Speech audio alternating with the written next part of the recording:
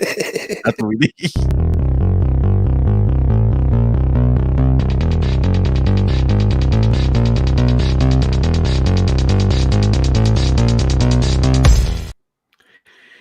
You know, things are running off the rails 10 seconds into the show when I run the wrong intro. Ladies and gentlemen, welcome to Breakfast with Boom. Yes, I'm your host, Mr. Boomstick XL, and this is going to be a fire show. Again, as you can see, we have 4 people on the panel, including myself, so it's a little tight-niched. And you know what? That's not anyone's fault. That's clearly on my shoulders. Basically. What happened was I got so caught up in trying to produce the other content, I didn't get. Now I hear a little bit of an echo. Somebody's. Okay. Oh, it's okay. So I was trying. I didn't reach out to people fast enough to, other than the regular panel. Of course, Crispy, who's here, reached out to me. So we're gonna have a much longer, tight niche conversation. I actually kind of dig this. I'm going to be honest with you, simply because we are going to open the show with some controversy. There is a lot going on, and there's a lot of big opinions, a lot of hot-tempered opinions regarding yesterday's Xbox event. Of course, the savage and most disappointing part of these communities, which, of course, for all communities, are the toxic troll mother effers. And they're out in full force. And of course, because people were saying some negative things, even though I don't agree with them about the Microsoft show, they decided to take to Twitter and decided to start ruining The Last of Us ending again. I thought we were past this. And again, thankfully, and I don't know how, I'm going to be honest with you, I've been able to avoid the spoilers. Again, anything with even the name in it, I will not click on it. As much as I read on a daily basis to prepare for these shows, I have really tiptoed through the landmines because it is a game I'm looking forward to. But you know what? Let's get into the introductions and let's get right into the show. Of course, you know him as someone that's here. He is our resident trophy hunter and someone that has a big opinion on many things that involve gaming as a whole. Please welcome BitCloud Gaming. Ah, man, what's going on? Good morning. Good to see everybody. Finally hit level 30, Trophy Hunter. Wow, dude, that is bananas. I'm clawing and scratching to get level 13, but considering that it's my secondary or even third type of system that I play, that's actually not bad. I do play mostly their first party stuff, so I'm happy to be clawing and scratching and maybe a trophy or 3 away from hitting level 13. I'm proud of that. That's good. That's good. I mean, I'm pretty sure you're like level I don't know. I forgot Xbox Live score thing, but I know you're pretty high in there too. By the end of the summer, I should have hit 300,000. Nice. That's not nice. bad. That's really nice. I mean, again, I should have 1 million with all the games I buy. I just don't, try to run through them all. And I am a trophy and achievement hunter, but not to the extreme. It's hard to manage time in podcasts. That's what oh God. When you're doing 4 shows, life kind of gets a bit of a crunch. But hey, listen, dude, thank you so much for being here. Next up, another PlayStation Nation podcaster, someone that has become, quite frankly, a fan favorite with this community, and someone that has an incredible show called The Trophy Room. Please welcome Mr. Bad Bit. Hey, what's going on? I am level 16. Okay, not bad. Real talk. I've never understood the level system in trophies, so I just tell them like I got 16 platinums. that's wow. I have 2 or 3 platinum. 3. I have 3 platinums now. Okay, again, nothing great, but I'm proud to say that I have the Spider-Man platinum. So there. Yeah, you know what? Every time they're like, "Oh, Joe, you really play PlayStation." Ready for part 2, fellas. That's all I gotta say. Can't wait. I'm like, do you have the Bloodborne platinum? Because I do. I have that as well, sir. Oh wow, that's a big me and BitCloud, we're on the same level. See, that's how it works. It's great to have you here. I know that you were a part of yesterday's record-breaking numbers for a live stream for me personally. I've only been doing live streaming and making these shows for just a little over 2 years. And not only did we have nearly 700 people in the chat, which is unbelievable, we had over 7,000 views as soon as the show ended. And considering that I only have 4,200 subs, That's really saying something for my small network of gaming, and going up against, Iron Lords and Dealer and a ton of other people that were doing this live. I have to say, once again, I want to tip my hat to this community because, my God. I told you were going to do a lot of amazing things this year. Then I appreciate that. That's very kind of you to say. And you know something? Again, I take nothing for granted. I don't come off as trying to be a fake humble guy. I really am very, very taken aback by the love and support that I get from this community. I take nothing for granted, and I certainly will not rest on my laurels.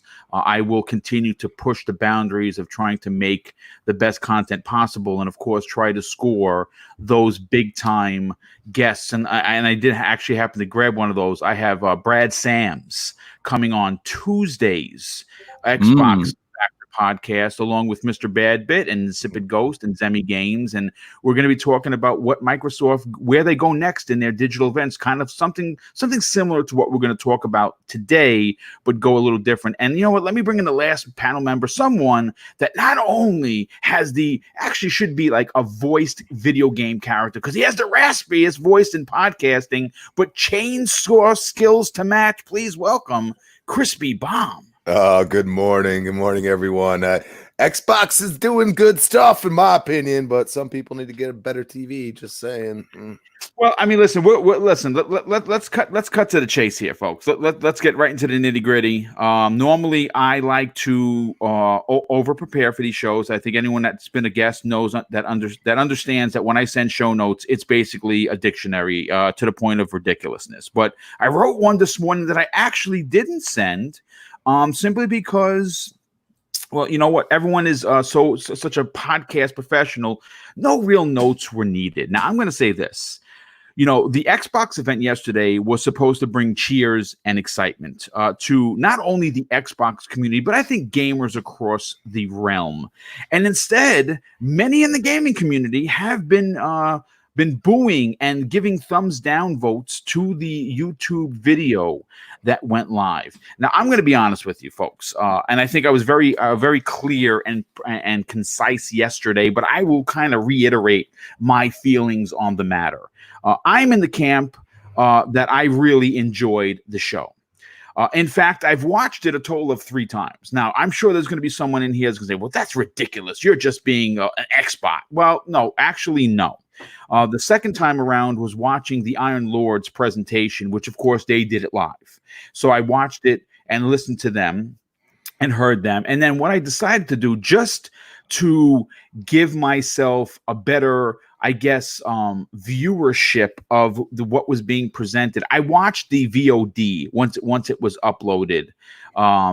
And, again, I'm watching it on my computer screen, and it's a small screen. And I got to be honest with you, I really liked everything. I mean, there were some, like, for instance, the Vampire Chronicles. That was a little rough. I'm going to be honest with you. And they did do a kind of I think an extended dive on that one. But I will say this.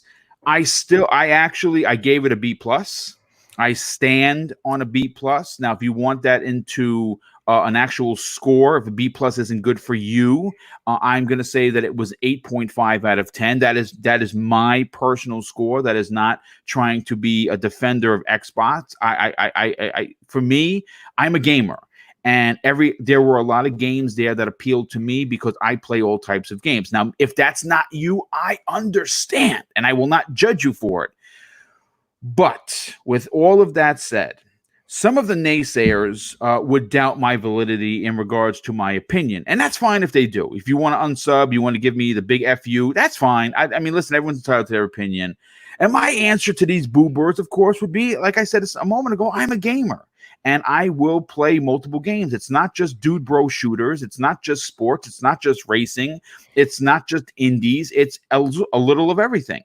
And a perfect example of that is Deliver Us the Moon, a game that went into Game Pass that I can guarantee you 9 out of 10 polled gamers, both extremists and regular, casuals and everyone in between. If you poll that group, 9 out of 10 people would have been like, nope, I'm not playing that game. But guess what? It's in Game Pass. It looked amazing. I played it, and guess what? I beat it twice. I have almost all of the achievements in it. Loved everything about it. And it's those smaller games that a lot of people seem to overlook. Now, there are many people in this community that live and die off of AAA bangers, and that's all they play. That's fine. That is absolutely fine. But to get into the weeds, so to speak, gentlemen in chat, the question that many are going to be continuing to ask in the next week or so, or maybe even further in, is where did the event go wrong? Did Microsoft overpromise and underdeliver, or did we expect more than what we got, and then in essence disappoint ourselves? Now, before we get into the panel's answers, I kind of want to bring into the conversation a tweet discussion between Aaron Greenberg and Woogerman. Now, Woogerman, and that's spelled Woggerman. He's a well-known community member, very outspoken, and he follows me. I follow him, and normally I think he's very fair-minded, to be honest with you. This is what he had to say in a conversation between him and, of course, Aaron Greenberg, head of marketing. And it says they, Xbox in parentheses, stressed that Inside Xbox event would have gameplay, trailers, and sneak peeks. Not just gameplay like many outlets and YouTubers are saying. It was exactly what it was. Bright Memory Infinite, Second Extinction, The Ascent, Scarlet Nexus, Call of the Sea, and many more had gameplay. And here was the press release that he actually added to this tweet, and it's from official Xbox Twitter account, and it said this: for the Xbox 2020 May update, we will focus on giving you a first look at next gen gameplay, trailers, and sneak peeks from a wide variety of publishing partners and independent developers across the globe and industry, including Ubisoft's recently announced Assassin's Creed Valhalla, and hear from the game's creators about what they're doing with the game, with their game on the Xbox Series X. Now, here was Aaron's very thought-provoking, forward-thinking, and understanding tweet. And this is what he said. Had we not said anything and just shown the May Inside Xbox show like we did last month, I suspect reactions might have been different. Clearly, we set some wrong expectations, and that is on us. We appreciate all of the feedback and can assure you that we will take it all in and learn as a team. Okay, so head of marketing gets out there, not hiding under the rocks, not hiding in the offices or under his chair or in the cool refrigerator that he had going in the background of his opening, but just coming out and saying, you know what, we understand that people are upset, people are disappointed. We as a team, okay, did something wrong. We set some wrong expectations, and we're going to own that. So I'm going to start with BitCloud, because BitCloud, you and I were having a conversation prior to going live, and we are the way that we are going to, as a group right now and as a chat, tackle this particular situation isn't going to be by pointing fingers or yelling or screaming. No, what we're going to do is what a professional podcaster like myself, and I hold myself to a very, very, very high pedestal. And I make sure that what I'm talking about is thought provoking, isn't finger pointing, and is certainly never going to be a curse fest. How we're going to attack this and discuss it is we're going to talk about the Xbox event. We're going to give our opinions. We're going to decide whether or not things went wrong, where they went wrong, how they can fix them, and then we're going to bring back in the conversation Nintendo and Sony, because moving forward, this is clearly going to be an issue for all three publishing companies regarding digital events. And FYI, if you didn't already know, the scheduled June event for Nintendo's Treehouse that they have every year has already been canceled due to production issues. So I can assure you that if Microsoft's event yesterday wasn't your cup of tea, like for instance, one of my criticisms is Aaron Greenberg's particular webcam that he was using. Now, Microsoft is the richest company.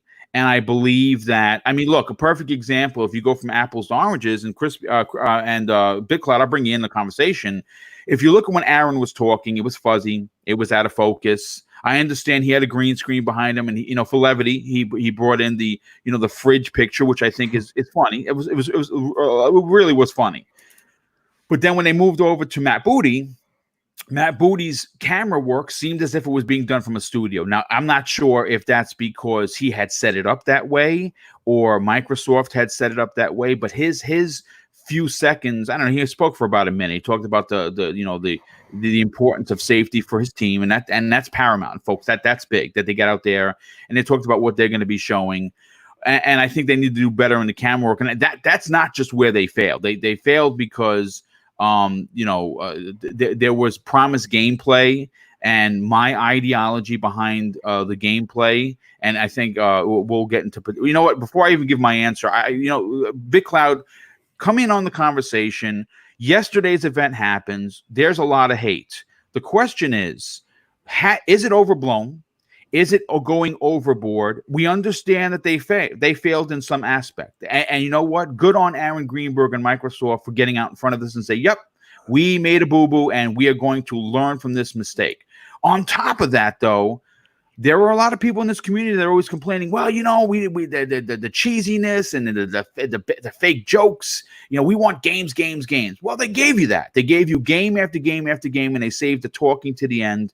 Where did Microsoft go wrong in your professional opinion? So, like you already know, I talked to a lot of well-known Xbox channels. Me and Rand are good friends. Dealer, we all had our expectations here for this show. Again, it wasn't like, first of all, no gamer should be blamed for having high expectations for the show because you were advertised to get something that you really wanted to see. Mm-hmm. And the biggest advertisement for the show was what? Assassin's Creed. That's pretty much was the big game that you wanted to see. After we saw the original trailer, we all wanted to see gameplay. No gameplay was shown. But to go to the show from start to finish, the first game that they showed looked really, really good. That game had me going, okay, that set the tone. Did not that we thought that was going to be next gen for, we thought that was going to be everything. And then after that game was shown, I got sent the link, and I hate to be that guy, but here's the thing. That gameplay that was shown, Boom, was from GDC from March. Okay. It was no new gameplay. It was not running on Series X. It was on an old gameplay presentation that they cut up for the. Wait, what game was this? I'm sorry. It was the Bright Memory or Bright something. Yeah, yes. Bright Memory Infinite, the one being made by the one developer. Yeah. Yes. So the game that stood out the most at the conference, that was actually from an old GDC conference back in March. They showed me the full gameplay. I don't know if you want the link. I'll send it to you. You can see the full thing. It plays exactly the same. Like every action, everything. They just cut it up. Actually, that'd be great for you. I would love to see that. Yeah, look, I'm gonna be honest with you. I don't necessarily think that because they showed old footage. I mean, again, what you're saying makes sense because they're pushing this as you're playing it on the Xbox Series X. True. But they also said too in the breakdown of the games on the right side. Now you know how they'll say like Xbox exclusive or running on Xbox. Yeah, that was all absent from. It didn't. Some of these games said an expectation or kind of what did it say? An expectation of what you can see. A representation of possible what you can get or what is recommended for the system, right? Of what could be there. They did that for a lot of the games there too. So it's like, again, it kind of makes you go, were any of these games running on the Series X at all? A lot of these games. Now, some of the games that shocked me there, for example, they showed Vampire. I didn't think Vampire was going to get a sequel, to be honest. I didn't think that game was ever going to get a sequel, but I have it on the system right here. That game, it's different than Vampire, just so that you know. It's different, but it's a sequel, isn't it? It's the Masquerade. I'm right there with you with the confusion. I think it's in the universe. Yeah. I don't think it's a direct sequel. Oh, it's not a direct sequel. Okay, so it's kind of like a spin-off. It's a spin-off. With the universe of Vampire. Yeah, because I saw that, I was like, I wasn't expecting to see that, but okay, it looks fine. But again, is that really the game you want to show off for the 12 teraflop monster? No, but I will give them credit. They showed diversity. That was one thing that I got to give them credit for. They showed a lot of diverse games, and that was something that's one of my biggest criticisms for Microsoft. They've always been the dude bro shooter console. You know what I'm saying? They never really had a diverse library that really sticks out. Yeah. And so they showed a lot of games that did stick out in terms of being diverse, which is good. That's fine. But a lot of these games, the issue with a lot of these games, especially with them saying gameplay, it was mostly CGI trailers. Now, again, we know CGI trailers can look amazing. We saw it with Hellblade 2, did we not? Hellblade 2 looked like on another level in CGI form. But guess what? That's not what we're going to be playing from start to finish when we get the controller in hand. That's not a fair representation of what you're going to get on screen in gameplay fashion. I had an argument with somebody yesterday about this. Somebody actually thought that the CGI of Hellblade was actual in-game gameplay. That's not gameplay. That's not It's what an you're engine, yeah. It's an engine. What you see in engine is not what you're going to see in gameplay. When everything works, when everything is up to the CPU and GPU, that's not what you're going to get to. So again, they didn't show this. And with everything else too, the other thing they failed to show too for a lot of these games was a next gen leap. And granted, these are third party games, right? These are third party games. But even for these third party games, you would expect, you know what I'm saying? At least you guys in the chat can help me out here too. But for these third-party games, I was expecting to see a big leap. Well, no, I think what see, okay, one of the expectations, okay, is if you look back to the show that Mr. Badbit and Insipid Ghost and I did prior to which was Tuesday's special edition Xbox Factor podcast, where we did a prediction show. And the only prediction that obviously I got right was, of course, everything they pushed the envelope on smart delivery. That they're really pushing. Yeah, that was the thing they pushed was smart delivery, which is fine. Again, smart delivery was being pushed, advertised very, very well. But you get what I'm saying. This is supposed to be your time to put the Series X in the light in terms of what you're paying for. You see what I'm saying? Smart delivery is cool. You're getting the free upgrade. That's fine. But where is the upgrade? You see what I'm saying? Like, what am I looking at? I didn't see an upgrade. That's you're right. You are correct. But there are a couple of caveats that we have to throw out there. Again, this is not Earth Defense Force 99. This is just being real. Yeah, of course. And now they did say June. Was it July? July. July. You'll get your show. And they've already confirmed that you're going to get Halo Infinite gameplay. Actual gameplay. And this is where more people are criticizing too. Now, again, I kind of figured you were going to get off this in a later time in the second show because it made sense to show all the bangers in one show versus having everything, scattered out for this. Now, it makes sense to have that one big show. But for this announcement here, Maximilian, dude, I don't know if you know who that is, but yes, that's the fighting guy. Yes. Yeah, he made a good point about this. Microsoft is putting them in that position where, because let's be real, Halo is pretty much their biggest game that they're going to be pushing. Mm-hmm. They're putting themselves in a situation where it's like Halo, the next Halo Infinite, or Halo Infinite in general, has to be big or bust. You know what I'm saying? It has to go all out. They have to go all out. They have to deliver. Otherwise, it's a bust at this point. You know what? I don't think that this show or anything before put them in that position. I think 343 has put themselves in that position. Let's make that abundantly clear. This show doesn't pigeon-toe Halo Infinite and that we're all depending that that's going to be big.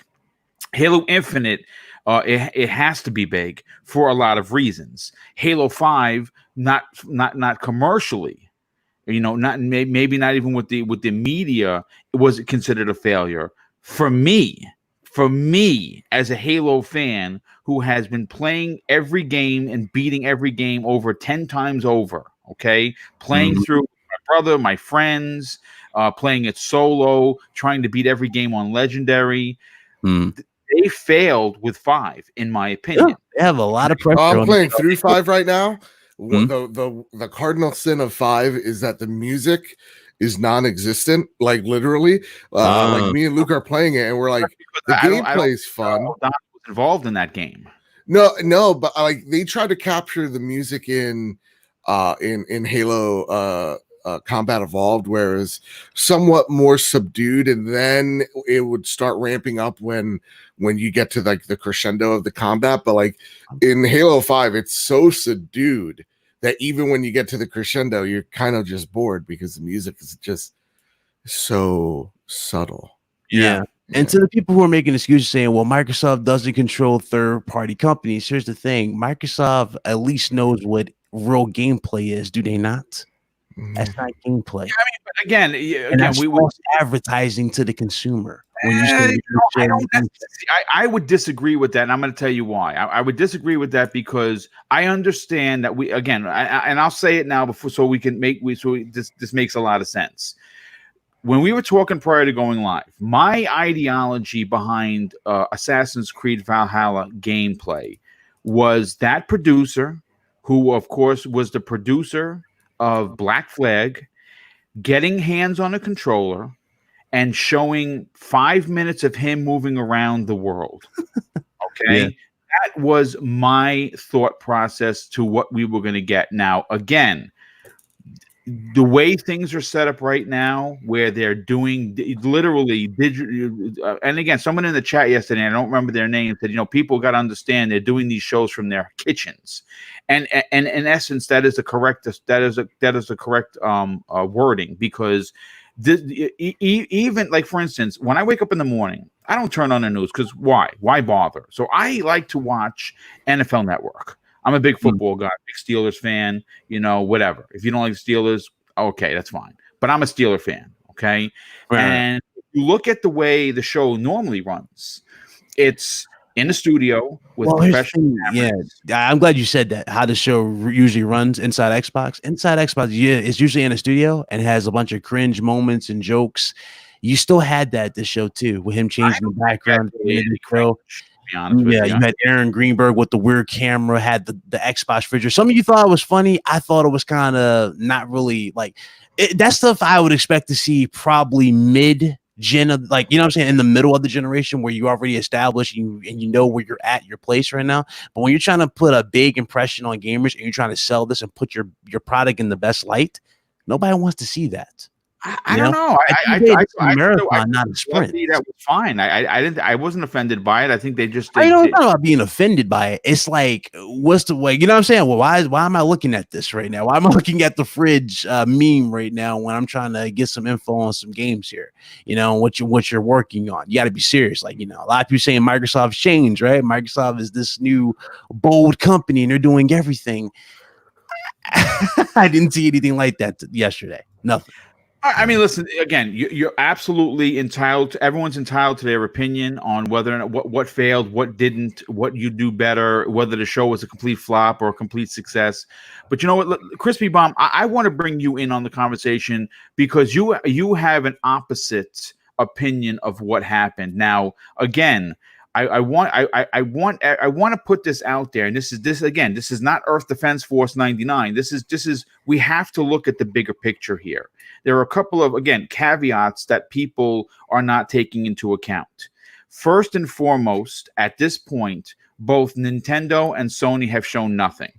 Sony has shown a controller that apparently, based on a report they were forced to show, they showed 2 third-party games and a botched logo event. Okay, so we have to understand that their competitors right now, their current competitors, have shown nothing.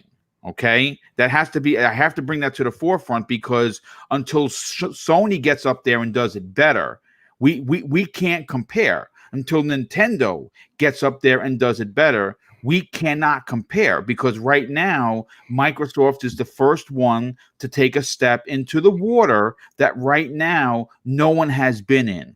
People have to understand, and this is not making an excuse. I told you what I think went wrong with Microsoft's event.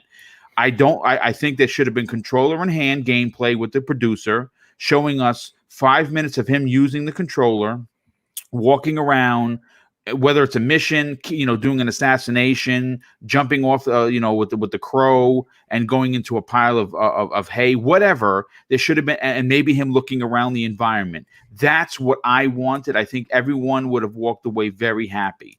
The other thing that we have to understand is that right now, the production values of these companies, which it's shocking to me. It's shocking to me because there are some content creators in our pool, and I like to consider myself, that actually put on really good weekly shows. I mean, again, I don't have gameplay because my program that I'm using doesn't offer it yet. That's coming, but I do have stills that I swap in there. I put in, still pictures of Twitter quotes and pictures of games that we're talking about to try and kind of, bring some production value. The production value on some of these companies coming up is going to be really interesting to see where they go, because I think that it's not just Microsoft that's going to let down their fans. I think there's potential to be across the board, because Nintendo canceled their Treehouse event, which, by the way, is taped, and they couldn't do it. And you know what their reasoning was? The production values were not meeting their expectations. If people understand this for a second, Nintendo, who doesn't do anything live at all, who has been doing taped directs for years, right? Understand this. For years, decided that the production value wasn't up to their personal standards and canceled the June event. That is big, and that says something for what is going to be displayed.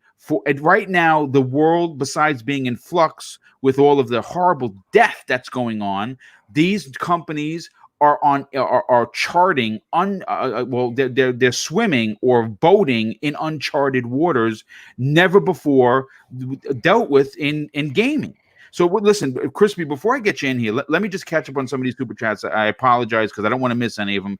Our good friend Sin Vendetta, who has, of course, always reminds me of Hollywood Undead, one of my favorite bands, drops a $5 super chat and says this: the one thing I will say about this show is that it's better that they misstep now for this show than to misstep during the first party in July. That is a great point.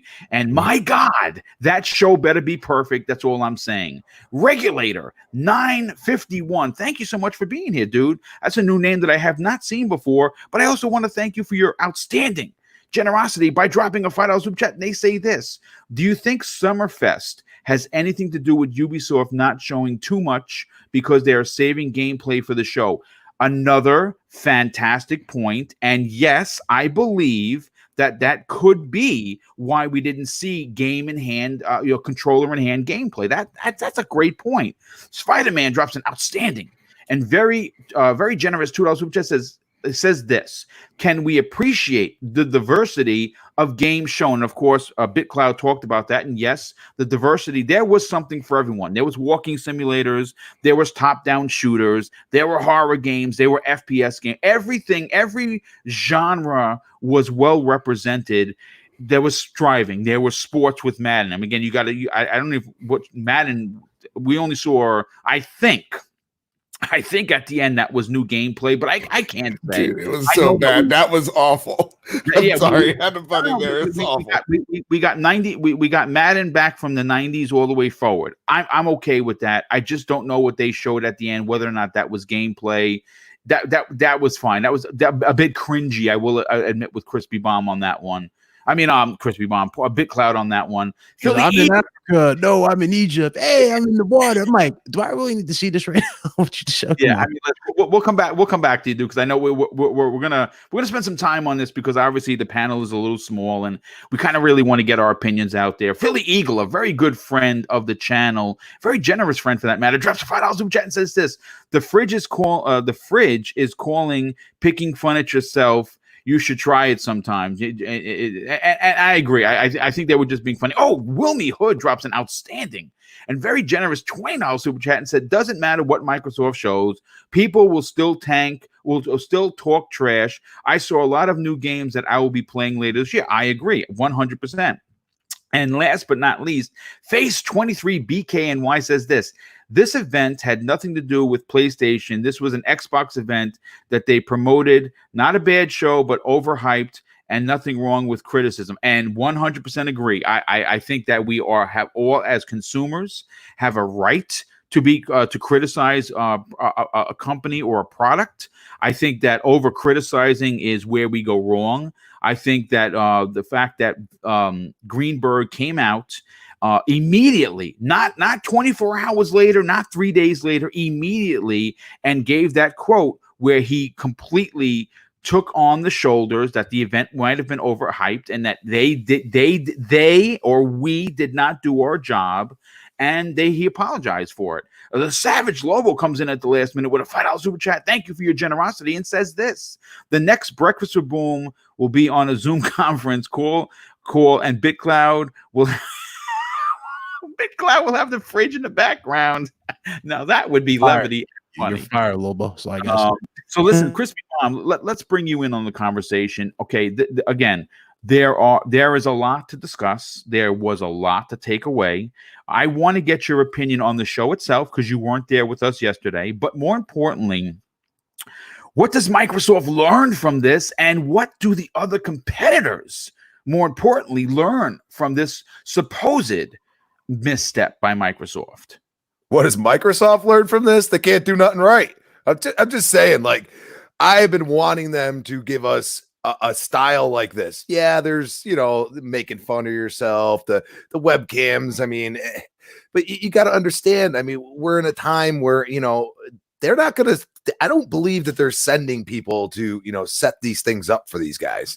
And to be honest, you work on games, that doesn't mean you're a podcaster, or you're constantly like, you don't care if your coworker sees like a blurry, you or whatever. Like, you don't care about stuff like that. Like, so, yeah, you got to do better. Okay. But would you rather them just do nothing? I mean, that's where we're getting. And I wanted to say, there's a couple outlets out there that said, look at your new PS5 games that are coming out, just to let you know. So you could say we shouldn't talk about PlayStation, but really you had a Push Square and whoever else saying, oh, take a look at next gen. Okay. Calling Push Square, though, a media outlet, that's a stretch. You said it. Real talk. Garbage. Yeah, but in general, I thought the pacing was good. I was glad that they left most of the talking until the end, so people could be like, oh, I'm done, whatever, let's move on. They were pretty quick in the beginning, explaining things and stuff like that, which is needed. The gameplay thing, I obviously have an issue with. The only thing that I'm kind of thinking with what happened to The Last of Us, I almost think that they didn't want to bring out too much and possibly have something leaked. And I only say that because all of this data has to go and get transferred, just like The Last of Us had. And clearly most of us are on the same page. Well, they must have got hacked. Now, do I believe it fully? That's for anybody to think of, but that also brings these third parties to say, okay, do we want to be transferring, like what they would call a spoiler type stuff over, the internet at this point? You got to question it. I mean, I'm just saying, in general, a lot of games that I'm really interested in. I thought the diversity was there. I believe a lot of people need to, I watched at my Xbox One X on Mixer, and I was at work when it happened, so I watched after, and on my TV. And there was ray tracing in there and stuff like that. So you could tell me there's not, but you better put down what you were watching on, because, you got to realize not a lot of things can do what you are supposed to see right now. You know what I mean? You could go and watch on a monitor, but if it only goes to 1440p, you might not see some of these things. So I'm just saying the expectations were low for me. So what I was very happy with. I thought I'm actually with Boom about 8.5. Glad they learned with what they should and shouldn't do at this point. Like I said, the pacing is much. I hope that down the road we don't have all of this talking when everything gets back to normal and the inside Xboxes. I would rather it be very quick, hour, no longer. Get it done. And I also, if people say that they didn't like the talking at the end, I like when devs talk about, the direction into, what the game is doing and how they're approaching it. I thought Valhalla was, he was very in depth. I'm happy that they're going on a darker tone. They talked about a lot of grittier moments, a lot more gore and blood and things that I used to love, playing the older Assassin's Creeds. So I'm happy about that. They should have shown gameplay. It was like gameplay cutscene. Like a lot of them were like cut so much that it was hard to follow and it was a little annoying. But overall, I mean, you guys want them to do nothing. I mean, because that's what they could do. They could do nothing. You know, Microsoft's been pretty open. I mean, even Aaron Greenberg with his tweet, you have to admit, like right out there, as soon as we screwed up, we're going to do better. Okay. Rather than sitting there and letting the storm whirlwind begin. But I mean, we're in the age where there's going to be so many people that aren't happy that we're going to look at all those people that aren't happy and ignore the ones that are happy. And I think that's where you go and say, hey, you have your expectations. They met my expectations. So, if you were expecting some kind of magical, the E3 show that, should have been, you're wrong. I mean, now we're hearing that we're going to see stuff in July. I mean, we were all thinking June. So, they're kind of changing the way they're doing things. You could stay here and say that, same old Microsoft, they screwed up again. I don't think they screwed up. With what's going on right now, I don't think they screwed. You have to, coexist with each other through the internet is a lot different than having a full-on production. Look, I'm reading the comments. I'm reading the comments. One particular person, and I don't like to do this. I don't like to do this, but I have to respond. There's someone in here, Seventh Son 523. Now I know that you're listening because you're commenting quite a lot. Now I don't know where your gameplay likes and dislikes go. Whether it's you play only Sony, you play Sony and Switch. And you shit on Xbox every chance you get, or you are just a disappointed Xbox player, and this is your way of, I guess, speaking out. Listen, I'm not going to bring him too much into the conversation because, quite frankly, what he's saying is rubbish. I am going to respond to where he quoted me. First of all, I never said Nintendo doesn't matter. As a matter of fact, I blatantly and openly support all three consoles. And I think I'm very clear about that. As a matter of fact, I don't know how many Switch games you personally own, but I own over 50. And I own over 300 games for my PlayStation 4 Pro and over 1,000 games on Xbox. So obviously I play on Xbox more. Though the point of me saying that Microsoft's, in your opinion, failure for yesterday's event, and somehow that I'm using as Nintendo canceling their digital event is it some sort of an excuse? First of all, are you 12? That's my question to you. Secondly, if the leader of digital events is canceling their June event due to the standards not being up to par for Nintendo, does that logically tell you that companies across the board, not just Microsoft, Sony, and Nintendo, we're talking all of these companies are going to be very challenged in how they produce these digital events? Because guess what? They're doing it from their computer screens in their homes. They're not doing it from the board or panel that has 10,000 buttons and they can make everything look professional. And if I could hop on that, please. My issue here, right? And I stated this in my video. Y'all can watch it, Bad Bit Games. Yes. This is the issue that will be for everyone, not just Xbox. This is an issue that PlayStation's going to have to tackle, which is, it's not, look, I don't give a shit about a webcam. We get it. Everybody's at home. This is your sanctuary, not your studio, right? Correct. Yeah, right. Great point. I don't see anybody arguing about the webcam quality. For at least to me, I don't see any of it. I know some producer friends that looked at that Inside Xbox and thought, why the hell would they do it the way that they did? It was kind of weird for them. And I think the issue here is, how do you actually show? And I'm going to be real because I was watching it on Mixer. How do you actually show non-compressed 4K, non-compressed HDR, non-compressed ray tracing? How do you show? Point. I have no idea.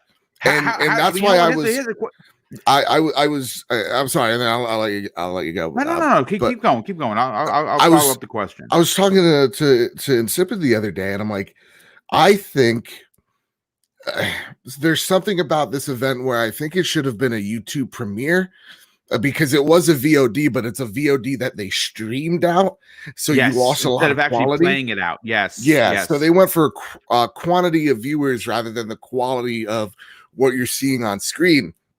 A part of me also, to an extent, thinks they knew what they had here. They knew that it wasn't going to be the bee's knees. I don't think they thought the reaction was going to be like this. I think they thought people were going to still be excited, but they knew what they had. That's why they kept on pimping out the July, show. Right. Excuse me. So right then and there, I think they know what they had here. I just don't think they set expectations wrong, and I think Aaron Greenberg shared that fault, and he's quick to it, and I think he's right for doing it, because Yeah, absolutely. when I'm looking at the tweet here, tomorrow changes the game, or rather the games do the changing. Watch Inside Xbox at 8 a.m. PT for the first look at next gen gameplay for the Series X. Now, here's the deal. None of those games were running on a Series X. That was PC's spec to more than likely they were spec to the Series X, not the actual console. That takes me back to E3 back in 2017 or 2016 with Anthem. You remember that? Yep. When Xbox One X first was coming out. Yeah. Anthem. That brings me back to that. Again, I'm not gonna sit here and say games are not gonna look good. No, games are gonna look fantastic on both sides. But again, when you put it out there, when you advertise gameplay, gamers expect what? Gameplay. No. At least Israf come out. The guy behind Black Flag. If he comes should out have had a controller in hand for sure. Right, exactly, like he did for Black Flag. Remember, he did before we even got the game. What did he do? He showed off treasure maps. Yes, he did. He showed off naval combat. Yes, he did.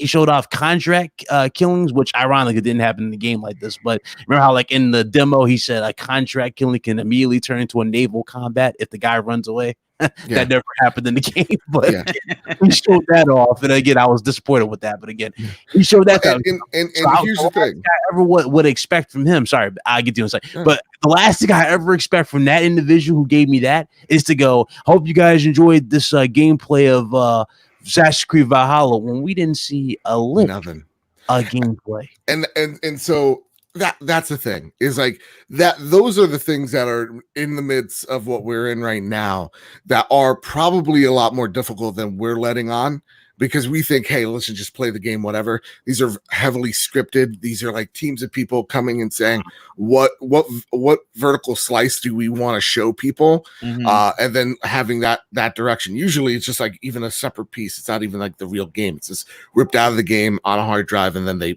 play that version. So that it is a little bit more technical in that aspect, but at the same exact time, the expectations were all over the place. So yes, is this Xbox's fault? Wait for it. Yes, it is. They set expectations that were still way They too were vague. lofty for sure. They were lofty and they were vague, because when you think gameplay, you are, and at least I am. I don't know. I can't speak for everyone here.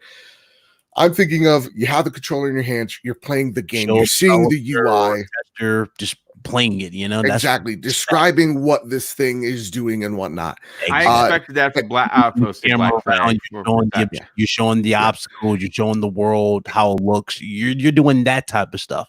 You don't show me CGI trailer and say gameplay. And the funny thing about the CGI thing too, again, CGI looks amazing, by the way. It looked great, but didn't Black Flag look equally as good? CGI? Well, and again, so real as rain, right?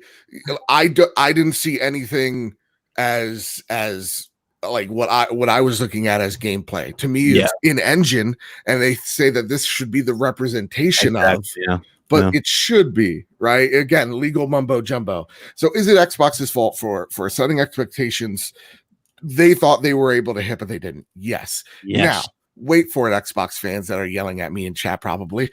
Oh, you have like 5 of them coming to me. I just have a reply. Not worth my time. You actually, I swear. All right, good.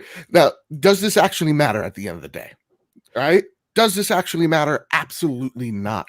If if they see what they did wrong and they fix They it. address it. Yes. And they address it. And I am Yeah. sure as all hell that they are right now in the battle room or virtual one and talking about where they went wrong and how there's they no could have listen, fixed it. that conversation has happened seconds. Guys, we after. have multiple shows to still do, right? The problem with this event, I think that's the cop out. Honestly, I mean to cut you off, but I think that's the cop out. Remember What? Summer Games Fest? yes. That right there, honestly, I think that's where you're gonna get the Assassin's Creed and all that junk there. Absolutely. Honestly, And that's another because that's the yeah. weird part. Because again, you advertise Assassin's Creed, but more than likely that's gonna be at Summer Games Fest. Because why? Because WB Games is there, and they're gonna be showcasing Batman. So and that's the thing right now. Summer Games Fest is this thing where all the industry is trying to very fast without the ESA, without anything, to regulate themselves in a way of hey, Ubisoft, you know, promote your thing. And this is what essentially Game Fest is. It's all the industry coming together. Jeff Keighley's running it. He's pretty much has this Google Doc, right? And this Google Doc shows every company what other companies' events are when they are. Yeah, so that's exactly what it is. Yes. Next week, and then so that you know WB knows they're not going to put an event next week. They want the news all to themselves, so they'll put it at the end of the month. That's what Summer Game Fest is, and that's another issue because of the certain circumstances that we're in, that we're probably not able to get the cool gameplay that we were expecting. So again, is this a misstep from Xbox? Yes. It didn't sell me on what the power of the Series X could do.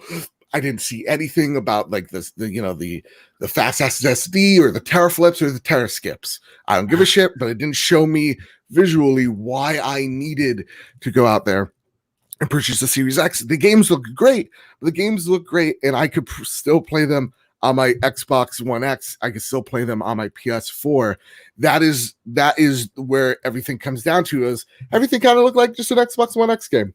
Well, right? I mean, look, a few exceptions, but that's what it was. What I want to do is I don't want to stay too long on this because I kind of want to bring the conversation back around to where we go now. That's really what we're going to talk about. And because I don't want to end on a negative note. Taking the criticism, you just take the criticism from here, right? And you put your best foot forward with your first party. And make sure that you show what's advertised. Again, what I want to do is I want to elaborate, but let me just catch up on so many super chats if you guys don't mind. Real quick, Dead Rising Ninja drops a $5 super chat. Thank you for your generosity. He says this: one dev said that their game is running at 120 frames per second. Yes, that was Dirt 5. Another said that there would be no loading screens. That I don't recall who that was. Master Jazz 09. Thank you for your generosity, my friend. He says this: what have I learned? That people only play Sony third-person interactive movie games and nothing else. And there is some truth to that because there are people that completely live and die with the big banger. JD Gamer, thank you for being here, my brother. He says, first of all, he drops an outstanding and very generous $10 super chat and says this: the truth is, if Microsoft had dropped the Inside Xbox with no forewarning and no hype, then we'd all be looking at this a different way. And I agree. Absolutely. I think a better way as well. Yeah. I think if they were just like, hey, a lot better because nobody would expect nothing and they wouldn't have advertised anything. If they literally just said, hey, here are the games that are coming out holiday 2020 and holiday 2021, right. potential holiday games, and then say, hey, there will be some. And these games will also be on the Series X at a later date. There still would have been a little bit of confusion somewhere, but it would have been handled way differently rather than have this tweet going, these games are going to change your freaking world and the way you live. Yeah, it's like, I mean, let me just continue with what he said. He says, key to all sales is managing expectations. Yep. So just drop stuff on the fly. And you know what? Managing expectations is where they went wrong. And at least he was forward thinking about admitting that publicly on Twitter, and I think that's big. LMNOPO drops a $5 super chat and says this: can't wait to see Cyberpunk June 11th. July will be fire. And I agree. I think July is going to be big. Rain G4, hey, dude, thank you for being here. Super appreciate the very generous $5 super chat. He says this: it's still early, my fellow gamers. Third-party companies will have their own streams planned. They might wait until their own show. That is also very possible. And Mr. Jazz 09 once again shows his outstanding generosity. He drops a very generous $10 super chat and says this. Sure, let's hit on Microsoft, the only one showing games and exciting content for shows right now. How about they pull a Sony and cancel the next event? Maybe then people will be happy.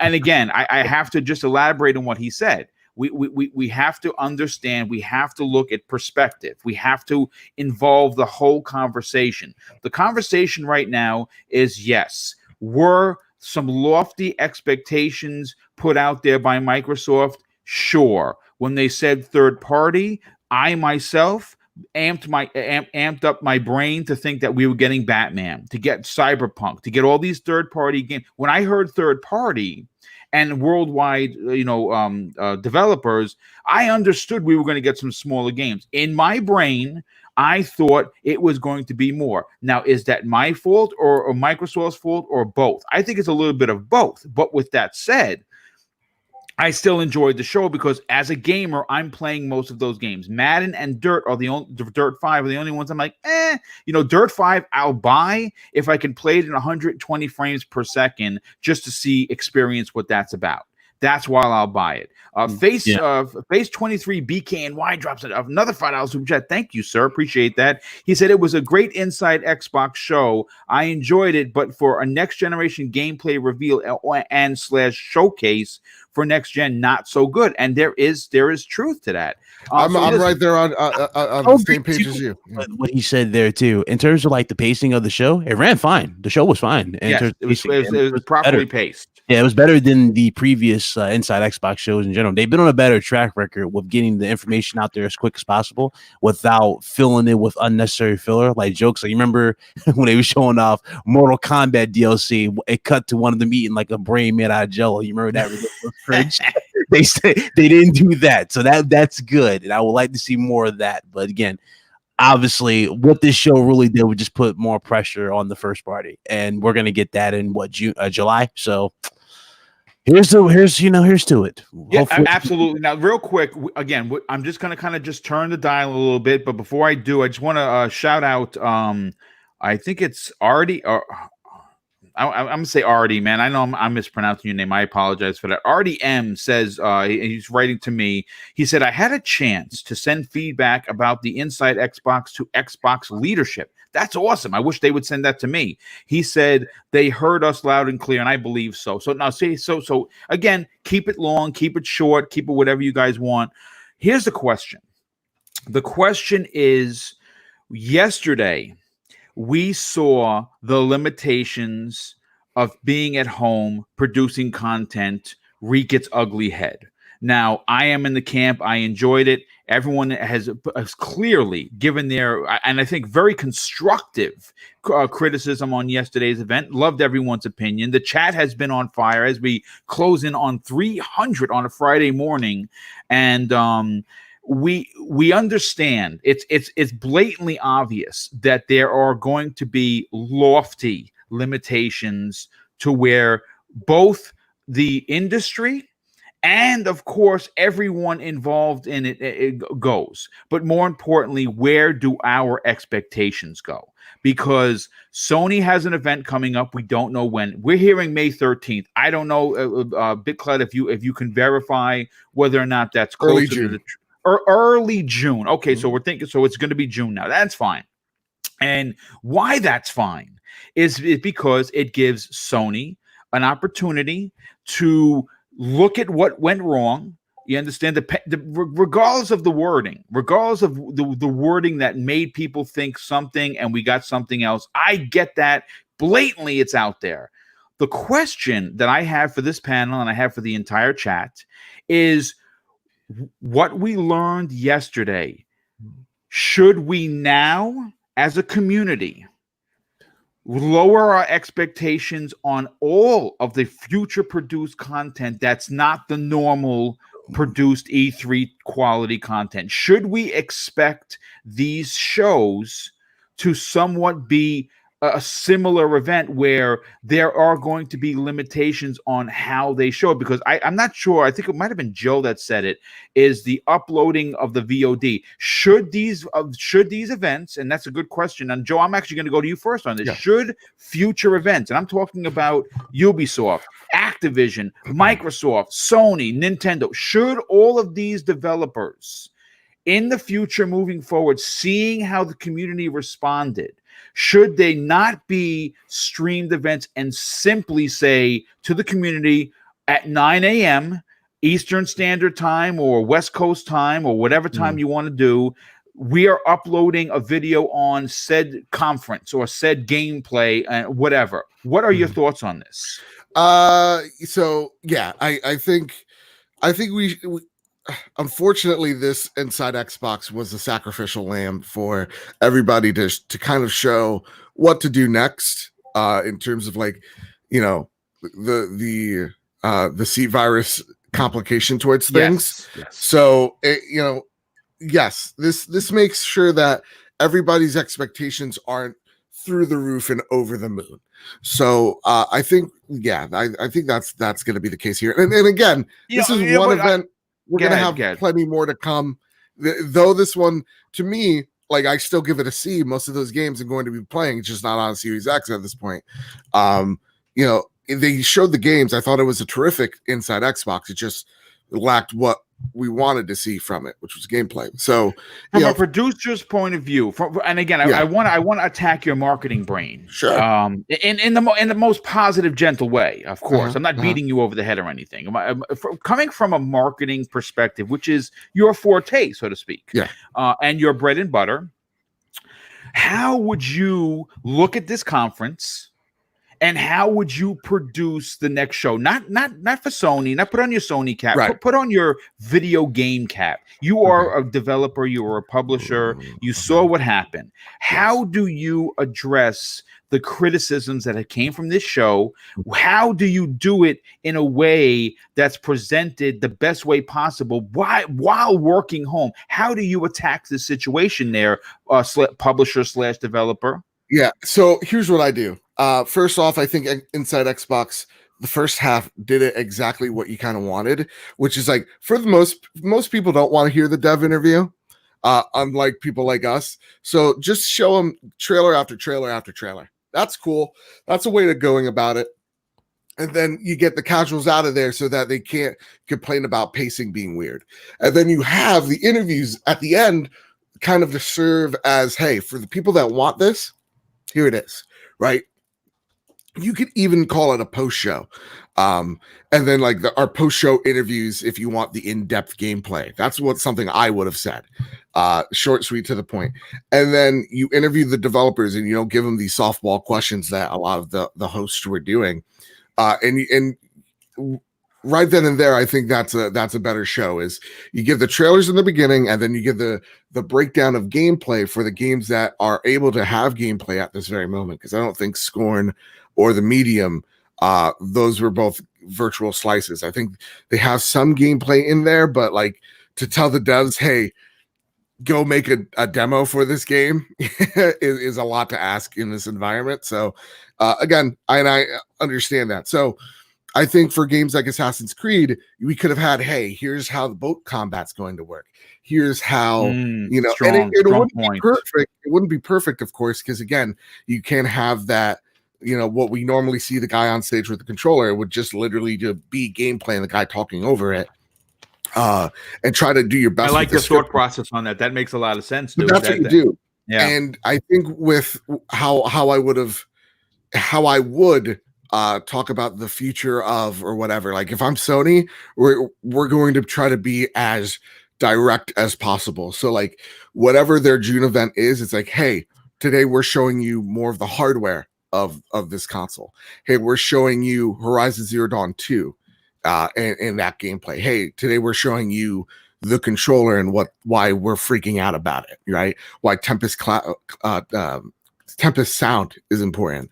Okay. You be as direct as possible to this is what you're going to expect. Pretty much say what you're doing in the title. right? Like tell them the whole of that in the title so that people know exactly what they're going into. Because I think the problem here is nobody kind of knew what they were going into. We expected, like we saw any prediction show would not have predicted Scorn, right? Or alien penises. Right. We would have Yes, predicted we get alien penises once again on a live show. This is great. Go ahead, go with yourself. twice in a row. Anyway, but like we would have been talking about Batman. We would be talking about like the Harry Potter game or whatever have you, right? The big, because that's what we think of when we're thinking of third-party partners. We're thinking of the big AAA bangers. We aren't talking about some of the more upper indie studios. So I think it's just messaging. And I think when you have tweets like, you know, tomorrow changes the game, stop that. That's nonsense. That's bad. Hindsight 2020, that's bad. But that's how I would have done it. Or because I like some of the boring stuff, put the gameplay right after the trailer of like, here's what you can expect. Maybe narrow out if a game doesn't, like, let's just say Scorn didn't need to be there if it didn't have gameplay. Like games that had gameplay attached to it, let's bring them on so that people could get hyped for them that way. That's what I would have done. But who knows? I'm just one man. No. I mean, listen. Once again, great way to come at this particular question from a marketing perspective, because obviously this is what I love about this show. Now, BitCloud, I want to bring you back into the conversation. Moving forward, there are going to be lots of trials and tribulations regarding how events are going to be handled. In your opinion, what does the industry learn from what occurred? Do you feel like this is going to be an eye-opener, or the difficulties of producing a show in current times is something that we just have to understand may in fact be common fare? Yeah, again, this is a marathon, not a sprint. So we're going to have a lot of trial and error. A lot of these companies are going to run into this. You're going to see it on PlayStation. You're going to see it on Microsoft. You're going to see it on Nintendo. The thing that needs to be learned from this is your messaging and how you get that out there. If you message gameplay, the consumer is going to look out for what? Gameplay. If you're going to say reveals, okay, then that doesn't necessarily mean gameplay. That just means like a video package or something of what's going to be worked on. Just make sure you get your messaging right and make sure you're consistent. That's all. Going forward. No, I mean, listen, and again, simple, but yet very effective. Definitely super appreciate what you have to bring to the table, because obviously it is important, and I think what both of you guys have said really are hitting the nails on the head. Now, Crispy Bomb, closing out this particular topic before we move on to some of the other show topics for today. In your opinion, what does the industry learn from this? Does Microsoft Microsoft understands that they failed. This is if they didn't feel that they made a misstep, Aaron Greenberg doesn't get out in front of this moments after and says, you know what, we are going to do better. We understand that we had lofty expectations. We didn't meet that to our fan base. We're sorry about it, and we're going to do better. The team is going to learn from this. That is getting out in front of that is big. The question is, Microsoft is going to know what they did wrong. What does the rest of the industry think of what happened? And do you think that there's going to be less streaming and more video on demand, direct loaded conferences? Well, obviously, I mean, it didn't do itself justice by streaming it live. Personally, you do have to, do an uploaded video. I think that should at least give you a chance. And also, if you remember a couple of shows ago, like the buffering and everything else was incredible on a couple of these shows. So, it could alleviate a lot of these issues that they have with doing it live, and you could still have that, that production value that you're looking for, and edit some things and maybe say, hey, Twitter's really powerful now. Let's not tweet out stuff that's not really going to happen. Just saying, and PlayStation's done this too with the GDC. You're kind of like, is this really what we thought? So great comparison, because they're kind of like the similar, like but I thought Microsoft would have learned from them, but I guess not. But in general, like, we got to understand that these circumstances are unprecedented. These guys would be already ramping up for E3 or even, and that's where I go and say Sony should have a better time because what were they going to do to begin with? We don't know. You know what I mean? Because they canceled all these events. I mean, I would hope they had some kind of plan or some way to get the content out there, because as these things started canceling, but they already canceled some of them before all this happened. Yeah, I mean, you're just gonna sit there idly by and watch. So maybe some are more prepared than others. I also think that in general, these third parties, some of them might have been like held back a little bit and been like, hey, we could do our own little event thing, that's like 15 minutes or half an hour and get all the views or just our one thing. I think that makes sense too, So in general, expectations. If you're putting out a tweet, meet those expectations.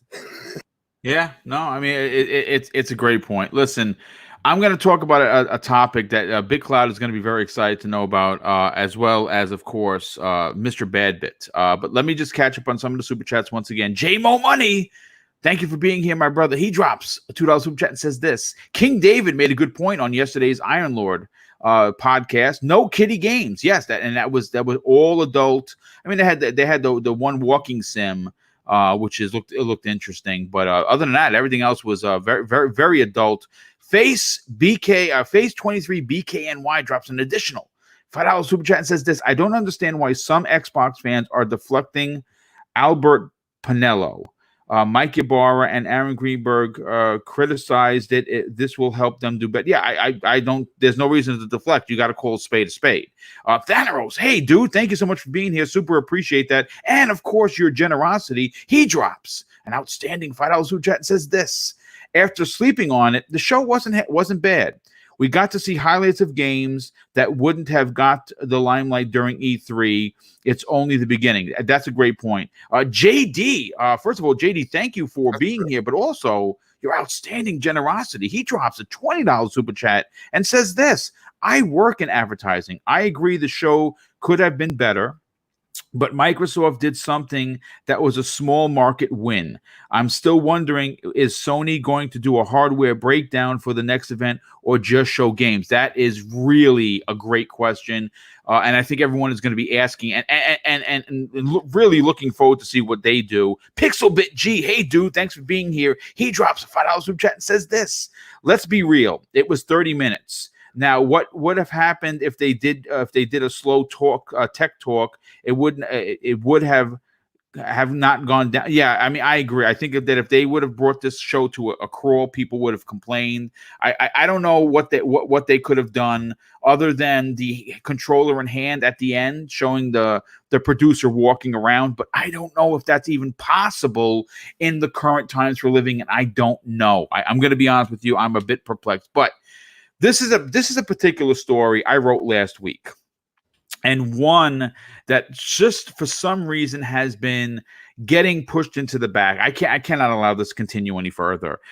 We have some new and very exciting information regarding Guerrilla Games and what they're planning for the Horizon Zero Dawn sequel. And apparently, based on a story that I pulled from the Video Games Chronicle, the Amsterdam-based Guerrilla Games has always desired to deliver the series of the Horizon Zero franchise to be a trilogy. Now, again, not the biggest surprise because obviously we see that's how it goes in movies. That's how it goes usually in TV shows. And it's certainly how it goes in games. We talk trilogies and then we talk about, what happens afterwards. Now, I think that it's safe to understand that everyone that has been following me for quite some time understands that I am a huge fan of Aloy. I'm a huge fan of Guerrilla Games, and I am even a huger fan of Horizon Zero Dawn's lore and the franchise as a whole. I love it. I've been defending it for years. I think it's a fantastic game, and personally, maybe it's not your cup of tea. Maybe a female protagonist is not up your alley. Maybe the over-the-shoulder, third-person, story-driven, adult-themed, PlayStation games aren't your bag. Guess what? I hear you, but they're mine. And because this is my damn show, I'm going to talk about it. So let's get into this amazing article. Now, the next installment of Horizon Zero Dawn 2 started development soon after the game's successful release, according to the sources that were quoted in this article. Initially, the game was planned for the PlayStation 4. However, it's thought that the development was stagnated because of the limitations of the PlayStation 4 Vanilla and PlayStation 4 Pro, and the work has entirely shifted to, of course, Sony's next generation console in the PlayStation 5, which we know is going to be a beast of a machine. Now, Horizon Zero Dawn 2 is said to be in gigantic scope, with a larger game world, more freedom to explore than its predecessor, which I say yay. People with knowledge of the game have also indicated that the inclusion, and guess what? This is where it gets good, Mr. Badbit, Insipid Ghost, are you listening? This is where you guys are going to be dancing and getting very excited. They're going to offer some sort of a co-op feature, although it's not currently clear if this is going to be delivered via the main story or a separate mode, possibly an extension to the lore. I say yay once again. Well, there you go. Now, as we've heard in several interviews, co-op is a feature that Guerrilla Games has long intended to introduce into the series. And again, if this happens, this is a win times two. Because one of my biggest complaints, one of many, many complaints from many gamers, have been the lack of multiplayer in Sony's games. Having the ability to take on the Horizon Zero Dawn franchise, whether it be with Aloy and an NPC character that normally you weren't using throughout the single player game, or even two characters that were in the game as NPCs and now they're being controlled by the player to tell a side story of sorts, I'm okay with it, but it's a double win for Sony. It's a double win for Guerrilla Games because they will be addressing the multiplayer aspect that has been lacking. Let's call a spade once again from a lot of their bigger games. It's a single player. I don't really like the one and done thing because maybe that's how you play. After I beat God of War, I went right back in and I threw another 25 hours into it. After I beat The Last of Us, I went back in and beat it again. For me, when I beat these Sony games, I jump back in. I like getting the trophies. I like getting things that I missed. I like going left instead of going right and to see where the story goes. I'm into that. But again, that is just me. So let's bring in the panel on this particular conversation. And we're going to start with today, Mr. Badbit, because Mr. Badbit, you've been chomping at the bit. I've sent this story to you, I think, 3 times, sadly enough. And you have been very excited to talk about this. So enough chomping at the bit. What are your thoughts on this story that I pulled, and how excited are you on 2 levels? One, the fact that we're getting a next generation Horizon Zero Dawn, but more importantly, the fact that you will bring a buddy into the conversation and possibly even play this and learn more from a side quest or something. So, real talk. And I know this is the most, you want to hear the hottest of hot takes. I'm about to drop you one. I liked Horizon Zero Dawn better than Breath of the Wild. It was my game of the year that year. Wow, that's a strong pick. It was my game of the year that year as well. Zelda came in second for me. If I recall correctly. I love it out now. Yell at me now. Aloy is a great character. That lore. I mean, it's Dinobots, for Christ's sake. I know. Who doesn't like Dinobots? Exactly.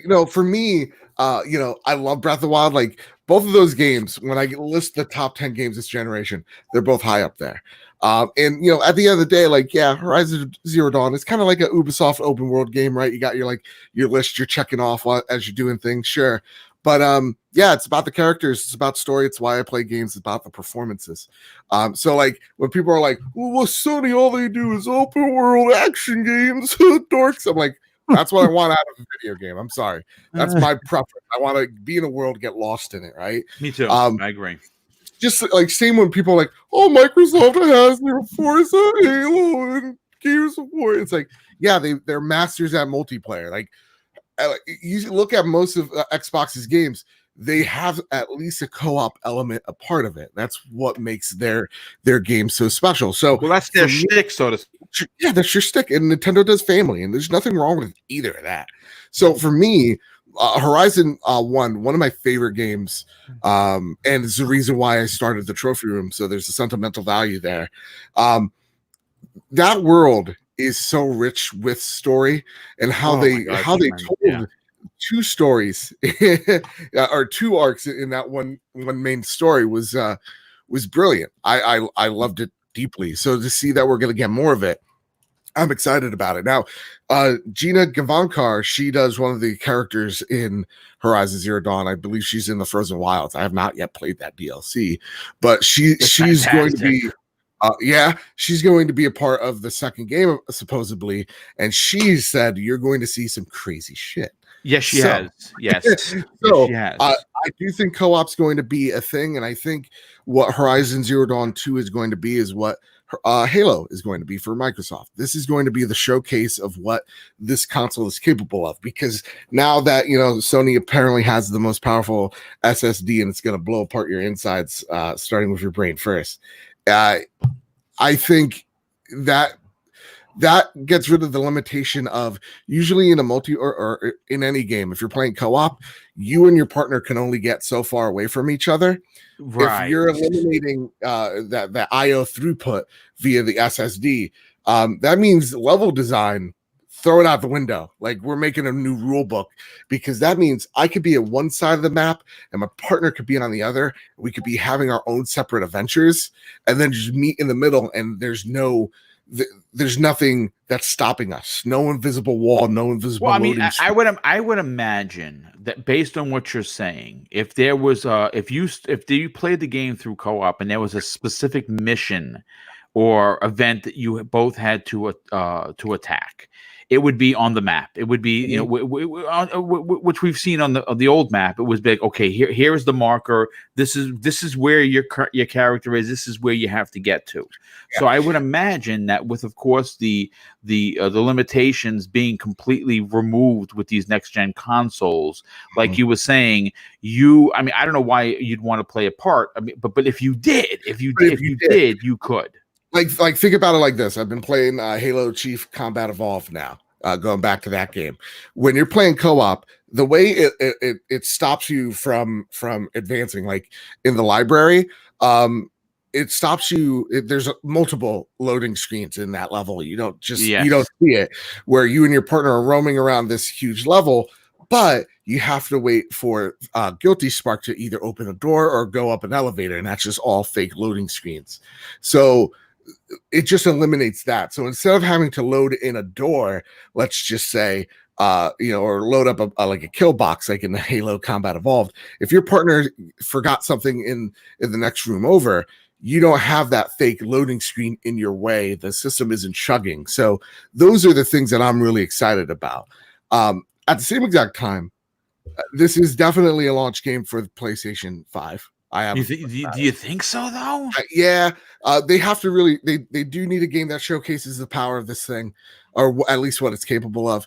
And at the same exact time, I still think Halo is such a much bigger IP than Horizon Zero Dawn that Sony does need something else. I think this launch is going to be very weird for next generation.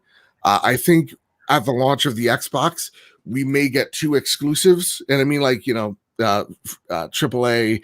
I'm almost positive it's going to be Forza and Halo, but that's just, and I think you could throw in the Gears Tactics. So like there'll be some games out there that are like this is what you need to play on your Xbox Series X type of deal. And I think Sony's going to have two as well. I think it's going to I would love it, dude. I've been calling for it. As a matter of fact, if you go back almost a year ago, I called Horizon Zero Dawn 2 as a launch title. And then when they started, hiring for different things, I'm like, damn, they're nowhere near being done. No, and I do think this, I would love the setting to, like 8-year spoiler for Horizon Zero Dawn. I think they're going to be, I think they're going to be in San Francisco for sure, around there. Keep it real. What's that? What's that? No, I think you said spoiler. I'm not saying like if they haven't beaten it now, they never were gonna. No, they never. Probably not. Yeah, I'd agree. Yeah. I think they're going to be in the California area, and that's going to be exciting to see how that has changed. Yes. I want them to do more lore missions or more lore. Because remember how like they showed the mom? Yes. I wanted you to get more the world before we got to this Triastic. Maybe we get a couple of dropbacks in time. You know what I'm saying? Yeah. Again, that story is so freaking good. It's fantastic, dude. Yeah. I love the opening. You're running around as a little Aloy. That was freaking hilarious. It was hilarious. So you know what, Big Club, let me bring you in the conversation, but let me just catch up on some of the super chats once again. The generosity, folks, is just not to be believed. Thank you for continuing to support Double Barrel Gaming. Elemental P, a good friend of the show, and a recently changed icon, which looks dope. He drops a $2 super chat and says this: saw the 4K trailers on YouTube. What a difference. Yes, and yes again. I agree. 108 Dragons TV. Hey, dude, thanks so much for being here. Super appreciate that. He drops a very generous $2 super chat. Says, kaboom, what's good, fam and panel? Yes, well, we hope you're well, and thank you for being here, dude. Oh, man, Smitty Smith, our good friend and brother, brings us to church once again with an outstanding $10 super chat and says this: hello, everyone. I just wanted to say we're all gamers, so goodness, it just went past me. We're all gamers, so we all need to celebrate games and each other. Wow, that's great, dude. I love that. So everyone just relax and enjoy the podcast, The Book of X. That was really good. Say F Afoy drops a $2 super chat or £2 super chat. Thank you for being here. And of course, your generosity. Says, hi guys, I have the first version of this game. Yeah, well, you know what? You got to play the DLC if you haven't. It is freaking amazing. Sin Vendetta once again shows his generosity with a $5 super chat and says this: Horizon Zero Dawn is great, but doesn't hold a candle to Bloodborne. Am I right, Mr. Bad Bit? Ooh, this is a challenge. Game of the generation right there. Big crowd. I would have answered 1,876. Am I right? Oh my god! Oh my god! Top of my head, gang. No, well, listen. I would have answered that immediately. Yeah, well, I mean, we'll talk about that in a second. Raymond Thornton drops a $10 super chat. Wow, dude, thank you for your generosity, and of course, thank you for being here. He said, if you look around the internet, most of the articles are about the games, the Xbox, the games with Xbox leading the news cycle. If you Google Xbox games and then PlayStation games, there is a difference. Yeah, I mean, look, right now. I think that what we're seeing is a very loud aspect of the community. I think that most people from who I've talked to walked away from the show feeling that the games that they showed were good. I think they were fantastic. And again, it ranges in personal opinion. I think that the expectations, it was a combination of both Microsoft saying that, what they said and coming, and at least they were forthcoming and saying, yeah, we kind of overhyped this and we apologize for misleading. They were upfront about that.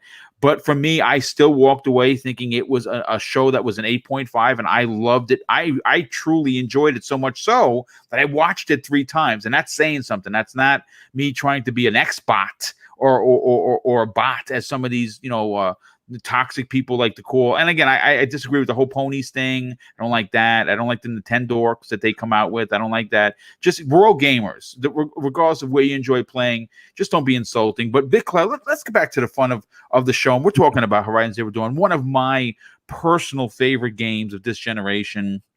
For you, there's 2 questions. One, do you agree with Mr. Badbit here, where it is actually going to make the PlayStation 5 launch, which would be freaking dope? But more importantly, for you, What are your thoughts on Aloy, the lore, and just the next entry into what I believe is an award-winning franchise? So the story of that game was awesome. Love the game. Love that game. What I liked also about it was the different variety in the like creatures. I like that. Like Yes, the rock break yes. one that caught me off guard when I was playing. I was not expecting to run into something like that, and I was like, okay, this is really, really cool. So I expect them to really deliver in the second one. Now how do I feel with like them launching day one on PS5? That has actually been heavily talked about because they're talking about Spider-Man coming out a year after the launch of PS5. That's supposedly fall 2021 from what we're So understanding. that's Yeah. the year after. So that's true, and they managed to get this game out here. Then that means that immediately they went into production as soon as the game pretty much launched. Immediately got ready to work with this. And granted, we kind of already know how the story's going to go out so far. We know, where they're going to start this off with. But it kind of makes you wonder: are they going to do more for like the lore? Are we going to go back to the first civilization? I basically call it the first civilization. Mankind before it reached its end. But are we going to go back to those type of missions? Will we get more lore and context to the mom? Are we going to be able to play as a younger Aloy again to see like old memories? Maybe her learning the craft. Maybe she's a little Right, older from where we first started. Yeah, it's interesting. For sure. That's a cool way of going about it. But what I really think also with them saying co-op being a big focus for this definitely goes into line, and it definitely fixes a criticism that people have for PlayStation. And that's the fact that a lot of their games don't have a multiplayer focus, or a lot of the games don't really focus on multiplayer. If they are going to add a multiplayer co-op option to this, the question is, will they do it similar to Neo, where you can play through the story with your friend start to finish? That's interesting. Wow, that's cool. that would be pretty dope, to be honest with you. That'd be really, really cool. Because remember, you level up, you get different gear. That's more of an RPG element, so that'd be cool too. You can add that. It would almost. Wow, man, could you imagine adding like a looter kind of that would be. You guys can share equipment or whatever. Mm-hmm. Wow, that's kind of dope. You got a duplicate or something, and you can share it to your friend and give him better gear, help him out. Again, you guys can go through the story much more easier and also have more fun doing it because you're learning more about the creatures, going for the collectibles, learn the lore, and also there's also possibilities of adding like a horde mode. That'd be cool. You know what? That's a great point because obviously there would be some sort of a horde mode could actually make the fray because I don't know how many characters or how many I would imagine co-op at best. I couldn't see 5 Aloys running around because we're not trying to make this into a Gears. 2 people where if they do, and again they're going to bring co-op in some aspect. The question is, what type of aspect is it going to be? Like you said, from start of the story, from beginning to end, or is it going to be something where it's going to be maybe Aloy's adventure is going to be told through the single player ideology, and there's going to be some sort of a side thing, like the spec op missions in Call of Duty, not in first person, Aloy. I'm saying that just with you're going to play the main campaign, but there's going to be parts of the game that you can only play and know about if you play it in co-op. Yeah, and also that's another opportunity to have like bigger boss battles in general. Like I remember a lot of people it wasn't really a criticism, but like the sea bosses, like the little sea monsters that was in the game, like the crocodiles and whatnot. There was nothing like that was jaw dropping. It was like crocodiles. It was like a few different. So you want to see a more advanced, like a tentacle vase thing. I don't know, something weird. That's something cool, and have a co-op be a focus on it. Like you both using basically strategic ways of taking them out, like taking out certain parts of the armor or whatnot to weaken it. That'd be cool. Again, you can even take off arms. Let's say if it was an octopus of sorts. There you go. Yeah, take off arms. That's possibilities. All I can say is this. Again, if it's not your type of game, I completely understand. Every gamer, and I say this, and I really have to patent this, man, because someone's going to steal my idea, and I'm not going to get any shirt money. Not every game is for every gamer. Just like Mr. Badbit, which I love. Real talk. Yeah. I love that. That should be a shirt. Should be a shirt. Patent pending. Oh, excellent. Good work. Good work. Make sure you copyright that so no one steals it. Is with particular Aloy and the brand. But let me just catch up on two of the super chats. First of all, a good friend of the show, Philly Eagle, who has been very vocal in today's chat. I want to thank you for being here, dude. And of course, giving your opinion. He says this: there seems to be a lot of confusing in the chat. A disagreement is not a confrontation. That is absolutely correct. Please don't jump to conclusions when people have different opinions. Viper XT drops an outstanding, very generous $5 super chat. Thank you for being here, Viper. He says 3 games on Game Pass, 5 to 6 exclusives, timed with a question mark, 2 to 3 are launch titles. And I was happy with it. Gave the show a B overall. It did the job for me. Hashtag hype. Yeah, and that's a great point. If it moved your meter, then Microsoft did their job. But Crispy Bomb, coming back to Aloy, coming back to what potentially could be a launch title for the PS5, which would be big. Or PS, by the way. What are your thoughts on the Horizon Zero Dawn, the franchise? But more importantly, if you decide to buy a PlayStation 5, would this be a game you're personally interested in? Oh, this is the one that I almost bought a PlayStation 4 for. The one thing that I always have trouble with is exactly what BitCloud said. I need multiplayer games. You need co-op of some sorts. Yes, I know you're a co-op dude. Yeah. Mm-hmm. So, I like I always say, I enjoy talking to people. I enjoy experiencing it together. And I played PlayStation back when they were at the forefront of this. You know what I'm saying? And they completely went away from it. Now I'm not saying that they didn't give you great quality. I completely understand that. But Guerrilla Games, of all people, has multiplayer in their blood. So they definitely would be the ones that I would think would at least ride that line. And to have a game like this be co-op, I mean, this is kind of what we asked of like what we wanted Fallout 76 to actually be. You know what I mean? Instead, you turned it into just a pure looter, and that's it. You have to be able to ride that line. You have to be able to coexist. And personally, I would love to see it. This would get me to buy a PlayStation 5. Just like I said, if SOCOM came out, I would immediately buy one. But that's my thing. Like I need some kind of multiplayer game in there that I can't play on Xbox. You know what I mean? If I could play it on Xbox, I'm gonna play it on Xbox. And that's always my point. And we're getting into an age where people are being connected through the internet even more because of what's going on.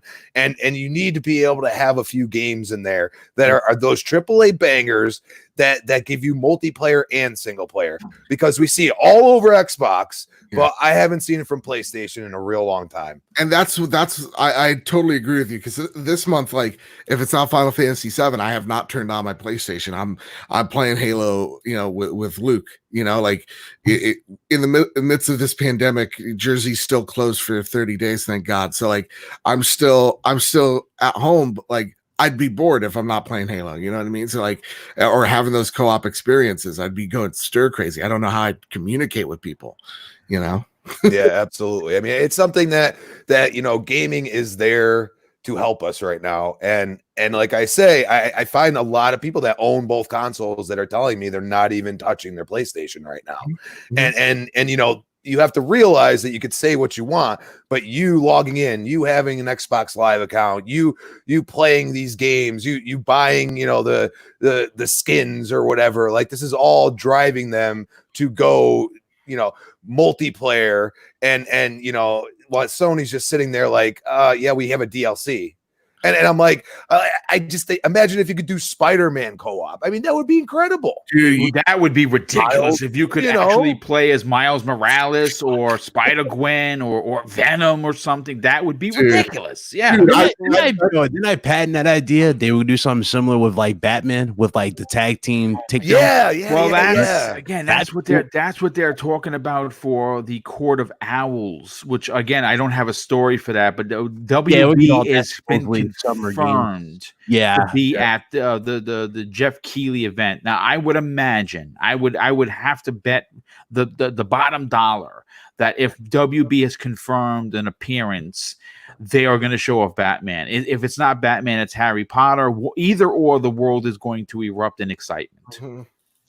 Yeah, the Harry Potter game. I think it was Zimmy. Zimmy's winning a lot of stock Zammy's, into that he's a game, man. huge Harry Potter I'm a Harry fan, Potter dude. fan myself, but I'm like, I don't know. And the reason why I say I'm always kind of iffy on a Harry Potter game is that they never do it proper, you know? Well, this is going to be an RPG. This is going to be a character created adventure. This is you. I don't know if you're going to run into Harry. I would imagine you would, but this is going to be Or he's there. open world action RPG where you create the character. But you know what? I want to do this again. Everyone gave great points about Horizon Zero Dawn. I want to move on to the last topic. And again, what I did for today's particular show, because obviously coming off of what happened yesterday with Xbox, I knew that was going to take up at least an hour. I wanted Horizon Zero Dawn in the conversation, but I have to bring this and this once again. I have to bring this up because Mr. Badbit brought it. He talked about it. The Legend of Zelda Breath of the Wild 2. Now, fans, and that's, I believe everybody on this panel, and it could be a lot of people in the chat for that matter, I wanted to bring a Nintendo topic because we don't really get a chance to talk about Nintendo, but the Breath of the Wild 2, we got a chance to see a very early trailer going back a couple of years.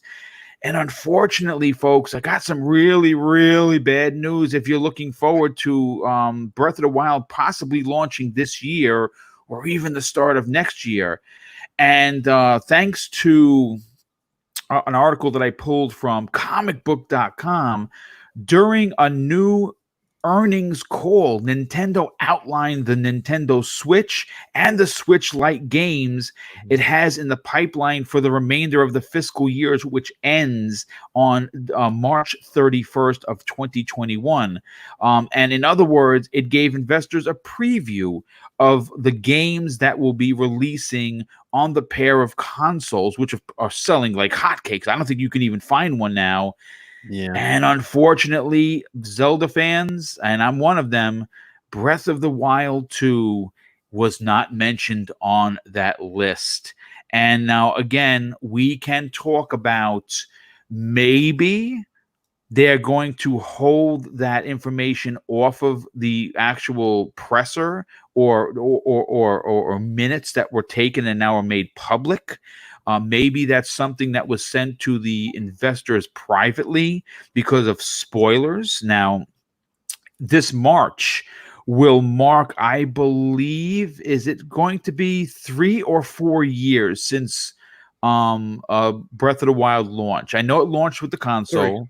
It would be 3. Okay, so I was correct. So it was 2018, and 3 years later, they could potentially, again, folks, potentially release the sequel. It would be a big deal for the Switch because obviously the first one is beloved. And again, I don't know how many people enjoy it. I put over 120 hours into that game. And you know something? Sadly, I will admit publicly on the air, 20 of those hours were probably cooking. I love to cook in Breath of the Wild. It's almost an obsession, and it was ridiculous. Now, I beat that game twice, loved every minute of it, never really put a lot of time into like all the DLC stuff, which is a shame. I should be ashamed of myself as a gamer. It just is one of those games that after 120 hours, I think I've done everything, and I was okay with it. So let Mr. Badbit, let's bring you back into the conversation regarding the Last of Us 2. Holy matrimony. the Breath of the Wild 2.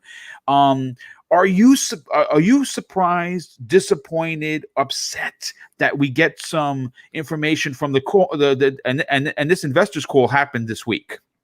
So it's recent, and does my deduction, so to speak, hold any water to the potential of Nintendo messaging their investors privately to say, hey, listen, Breath of the Wild 2 is coming March. We're doing a 3-year anniversary big event. We're going to have a collector's edition, a console, controllers, underwear if you want to wear them, but maybe they're holding that for them. Is there any validity to what I'm saying? Yeah, there's a lot of, so to go back to, why isn't there a Treehouse event? Because, Nintendo said it's because it didn't meet their production values or whatever. Probably not true. That's probably a scapegoat. Apparently, from what I've been hearing, and I'm not a Nintendo expert by any means, but apparently their dev teams in the midst of the pandemic, they are running around like chickens with their head cut off. Like they're it's all over the place. It's a mess right now. So the dev teams are finding it really difficult to work from home. So it's best. So basically you're saying it's been challenging not just for the rest of the world, but Nintendo specifically. Yeah, and I think they're also working on Nintendo, or they're working off Nintendo Online. So that's probably that's a big problem. Oh man, if that's something we could all come together in agreements. Anyway, but like that's a real thing. Is that right now? It's kind of like what Phil Spencer said, right? The problem at this point is not production, because it looks like China's all healed, and so yes. So production isn't going to be a problem, but it is going to be the working from home situation that's going to have everybody kind of bootstrapped in a sense of what they're able to do and what they're not able to do. So yeah, that's a big situation, and that's why you're not seeing anything but Animal Crossing out of them. That's why, which by the way crossed 12 million copies sold, which is nuts. The console's like which by the way, 12 sold. million copies sold. It is the highest selling. You can call it Nintendo Kitty, all that. They know their audience. Dude, they know what they're doing. They know their audience. Yeah, like Jesus. You got Congress people now playing it. It's nuts. Yeah. I'm playing it. I have a closed eye. I haven't been back to it. I got stung by a bee. I have to go to the mafia known as the Tim and Tommy. Tim and Tom, the mafia, literally the mafia, to get some sort of a solvent so I can open up my eye. It's unbelievable. Yeah, man. Yeah. So like, yeah, Nintendo, at this point, they don't need anything coming out the rest of the year. They're fine with just Animal Crossing. But yeah, we are getting a couple of Mario games in the form of Galaxy and 64. And apparently those are going to be the holiday games. Yes, they are. Yeah. Totally makes sense, because it's okay Mario, for me. Sign me up. Take my money. Yeah, take all of it. If Mario's the worst Mario is still a great game, you know? It absolutely is. Which is Super Mario Brothers 2. That's all I'm going to say about it. But but like, Nintendo is still in a good place. Though we're not going to see whatever the sequel lies for Legend of Zelda for a minute, but it's fine. I'm fine. Yeah, I can wait. Me too. I mean, look. If the Nintendo console is all that you have currently, I can guarantee that you still have a backlog. Panzer Dragoon, the remaster just came out. I bought that. It's gorgeous, looks amazing, plays, again, if you're a fan of those types of games, it might be up your alley. Again, if you're into Animal Crossing, lots to do there. There's a lot to get into it. But real quick, Big Cloud, I want to bring you in on the conversation, but just to kind of give people the idea of what exactly is going on with this particular situation with Nintendo. What's interesting, and I guess disappointing, I suppose, is that there were some other really big games left off of this conference call, and again, we don't know if it's for the protection of surprises, or is it the fact that they're just having a difficult time? The Xenoblade Definitive Edition, which is going to be a big game, and that was originally on the Wii, sold very well there. The remaster, so to speak, it's a big game. If you like JRPGs, this is right up your alley. That was left off of there. And two really, really other big ones. Bayonetta 3, which is we knew about that from many, many years ago. That was like back in what game trailers we heard? Jesus, it was a long time ago. And Metroid Prime 4, which we knew got canceled because whoever was doing it just was, effing up the place, and it was given back to the original developer from Metroid Prime 1, 2, and 3, which is great. And those were left off as well. So, I mean, we know that this is going to be the year of Mario. I'm okay with that. For you personally, though, is Breath of the Wild 2 something that you just want them to get right? Are you okay with the delay, or was that really even a delay? They haven't really talked about it, of it missing. Or do you believe, like me and Big Cloud, Big Cloud, my God, me and Mr. Badbit, that this could be a secret being held to celebrate the 3-year anniversary? I mean, it could be it really could be that. It could be a secret for the anniversary. But also, wasn't there talks of a Switch Pro? Yes, there has been. As a matter of fact, there's new evidence. I actually wrote a story. I don't have it in front of me. I actually is one of the I write a lot of stories for these shows, and sometimes things get up. The Pro apparently is a thing, man. That's like I think that might be one of the games. launch game. Oh my god, I love it. I think because remember, beefier dock, better Yes. internals, stable frame rates, a little bit of not insane up in quality, like up in visual because they don't really. It's gonna look like 4K ray tracing confirmed. Yeah. But you're gonna get a better handheld. It's a much better handheld. Obviously, they're gonna go into that trend like the 3DS. So I think that's probably what they're gonna do with a beefier one. But I Can think I be real though? Can I be real for just a second? Hmm. Like, do we even know if like Nintendo Switch has a terror skip? Like, and the thing sells like hotcakes. You know what? The games are amazing. Does it really matter? Yeah, they No, don't. Like, That's the thing. They don't really need it. I don't even think they knew that the Switch Lite was going to do this ridiculously. Dude, it's ridiculous what that sold the original like tenfold. Yeah, it's unbelievable. It is crazy. unbelievable. It doesn't even have the main feature of the original, which is the dockability. Go to the dock. I love it. Like, that's crazy. Yeah. So I don't know, but honestly, Nintendo knows their handhelds, man. They've always been a handheld. They certainly do.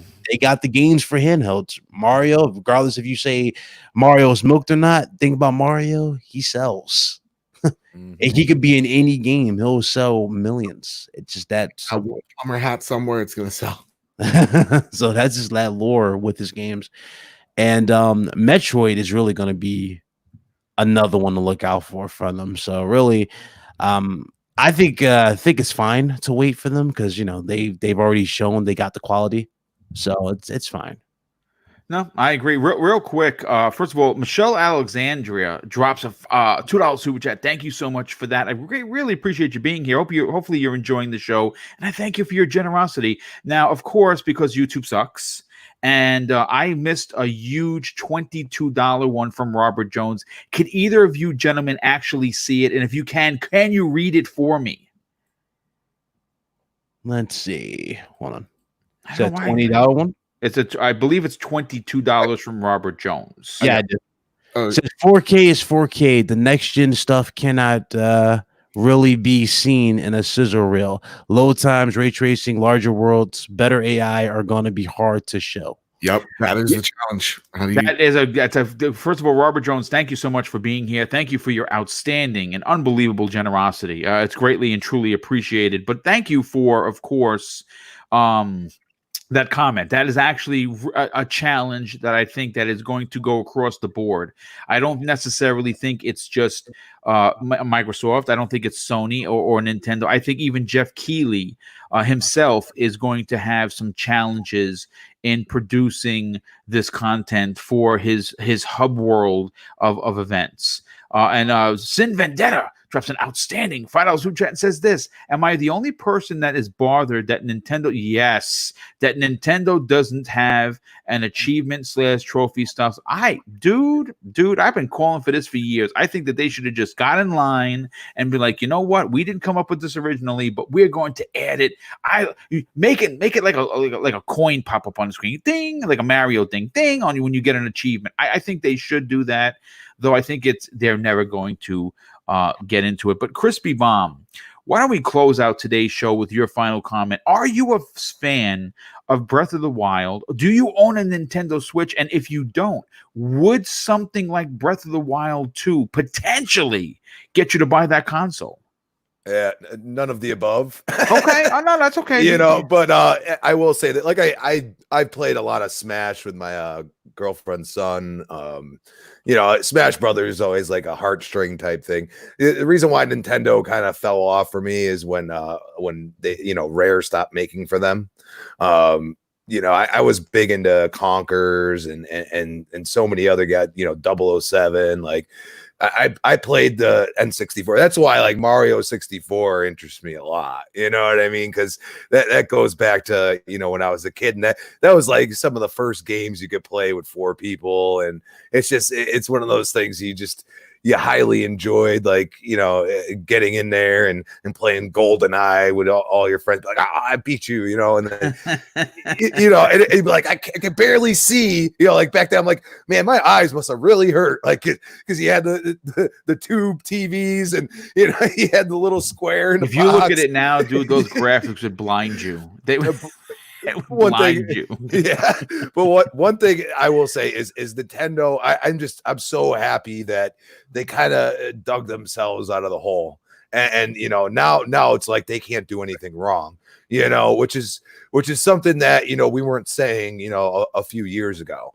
So, it's great to see. That's why I say, the leader one year can be the last place the next year. Yeah. And this is the competition. This is what we need in gaming. Gaming's big enough. The gaming continues to grow. People continue to be added to the ecosystems and stuff like that. So there's a place for everybody. You know what I mean? And the one thing is we want Nintendo to do what they do. We want Xbox. Now, Xbox and PlayStation are similar in ways, and they can take from each other. But Nintendo is its own entity. It is really what are. it is. They live on their own island, and they don't care. They walk to their own drum. The one thing that has got me not to want to get a Switch is that I continue to hear in every iteration that there is a stick drift problem.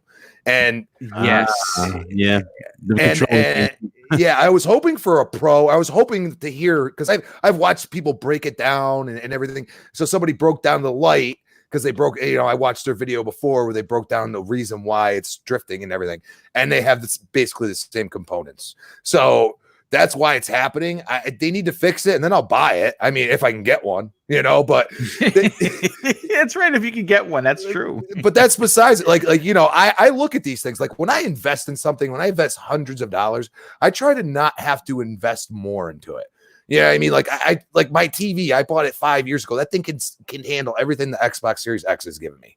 You know what I mean? And I paid a lot of money for it, but now I don't have to buy another TV. I have one. Well, you future-proofed it. That was smart. And I've done this with many things, like even buying a car or something like that. I mean, how much research you do is what you value your dollar. And my research is very, thorough. And if I constantly hear the same things happening, I'm probably not going to purchase that. Now, hypothetically, if it wasn't a part of the Switch Lite, I probably would have bought it just because you could just take a different Joy-Con. But, it's like I want that portability. I don't want the dock. I have an Xbox. I don't need to dock it. It's more of, I could sit in bed and, just play it there. But if you're going to constantly have the same issue, you need to address it, in my opinion. No, I mean, listen, there's multiple lawsuits with the stick drifting thing. That's a definite problem. I can't believe they haven't addressed it yet. It is shocking to me. But I'll say this, and I'll close it out. I'll close out today's show. First of all, we had over 300 people here, and that's a big deal. Again, for a morning show, that's a lot of viewers. I have to once again acknowledge the unbelievable generosity. It is just. Honestly, I'm a very humble person, and sometimes as much as I like to talk, I'm at a loss for words. The last couple of shows, the generosity is just not to be believed, and it is honestly and truly greatly appreciated. And I just want to make sure that you guys and gals understand that it is very humbling to see the amount of generosity come in. Of course, the chat was very, very opinionated today, and I want everyone to know that, listen, your opinions are valid. There's no reason to get into fights about it. And disagreements are going to happen, folks. Not everyone is going to agree, and that's okay. It's where we take it to another level that is something that I hope doesn't happen, because I do have a very, very good chat that's here, a very loyal fan base. And the fact that you can even say that is just embarrassing to me personally, because I never thought I was going to be able to do these live shows. And I am really, really thankful that people are enjoying the content. And of course, I couldn't do it. Again, smaller show than normal. Normally we have a panel of 6. And because of my failings as a showrunner, I didn't get out the messages quick enough. But rest assured, we have some big guests coming up in the next couple of weeks. So let's get everybody out of here. Big Cloud, you, my friend, I want to thank you so much for being here. Your opinion is truly valid in this realm and is greatly appreciated. Do me a favor, dude. Tell everyone where they can follow you on social media, but more importantly, talk about your show that you have going on at 5 Eastern today. Yeah, man. Good show as always. Thanks for having me.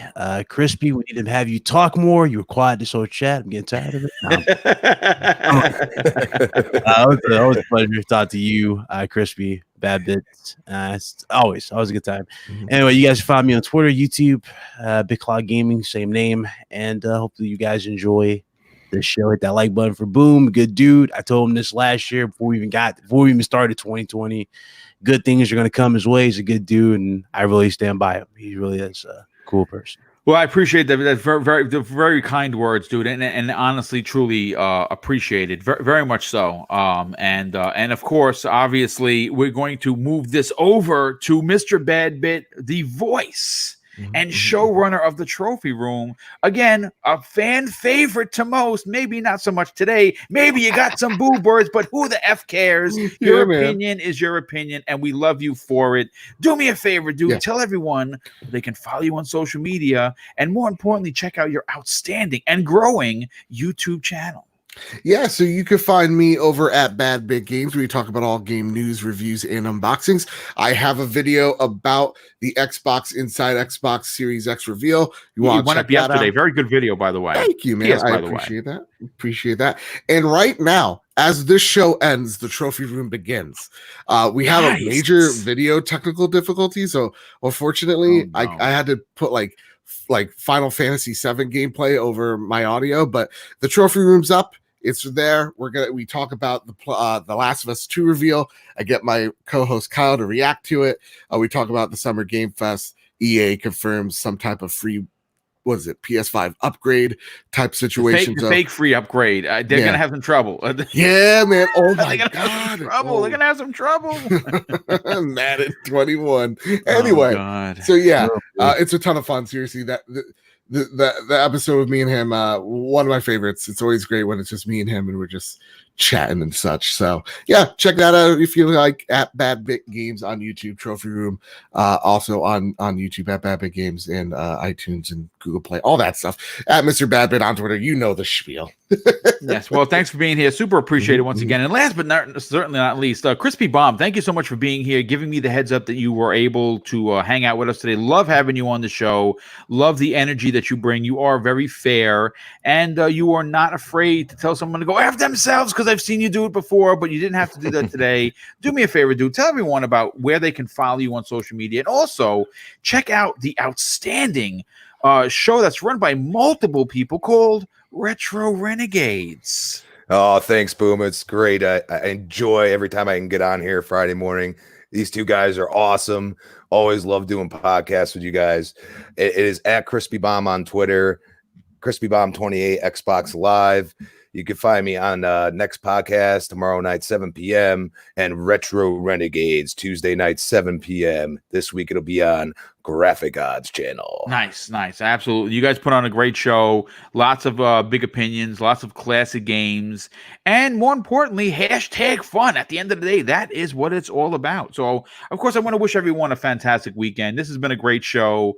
Obviously, enjoy gaming where you enjoy gaming. And of course, everyone's opinion is valid, but you don't have to be a D-bag about it. You can give your opinion. And if someone doesn't agree with you, well, guess what? That is life. We can all move on and just, enjoy gaming, enjoy each other's company. And of course, life is very short, especially now more than ever. And I'll close out the show with something that my dad taught me when I was a kid. It may be lame to you, but it made me a better police officer and someone that served the community with absolute dignity and respect. And that is, treat others how you want to be treated. And also, folks, remember, it doesn't cost anything to be nice. You live by these rules, and I can guarantee you are going to have an awesome day. Take care, everyone. Have a great weekend, and we'll see you next week on the newest episode of Breakfast with Boom. Take care, everyone.